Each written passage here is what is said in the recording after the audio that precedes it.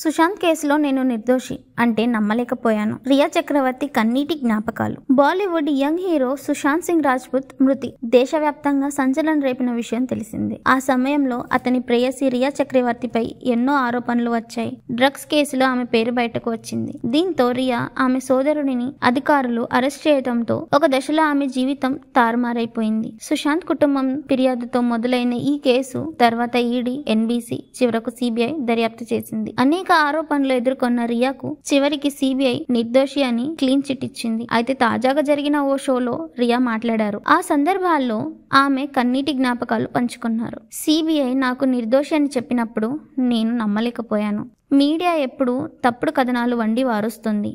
అందుకే మొదట నమ్మలేదు. నా న్యాయవాది ధృవీకరించిన తర్వాత నమ్మాను. ఆ రోజు మా ఇంట్లో అందరూ ఏడ్చేశారు. నేను నా సోదరుడిని కౌగిలించుకొని చాలాసేపు విలపించాను. నా తల్లిదండ్రులను చూసినప్పుడు మన జీవితాలు శాశ్వతంగా మారిపోయాయని గ్రహించాను అని రియా ఆవేదన వ్యక్తం చేశారు. ప్రజెంట్ ఈ మాటలు మరోసారి వైరల్ అవుతున్నాయి. 2020లో దాదాపు రియాను ఎన్సీబీ అరెస్ట్ చేసిన విషయం తెలిసిందే. దాదాపు 28 రోజులు జ్యుడిషియల్ కస్టడీలో ఆమె ఉన్నారు. ఆ కాలం తన కుటుంబానికి, తనకు చాలా కఠినమైనదని రియా గుర్తు చేసుకున్నారు. ఈ కేసు కారణంగా రియా నటిగా తన కెరియర్ లో భారీ ఆటుపోట్లను ఎదుర్కొన్నారు. బాలీవుడ్ లో మంచి అవకాశాలు కోల్పోయారు. అయితే ఇప్పుడు రియా టీవీ ప్రోగ్రామ్స్ ద్వారా మళ్ళీ తన కెరియర్ ను బిల్డ్ చేసుకుంటున్నారు.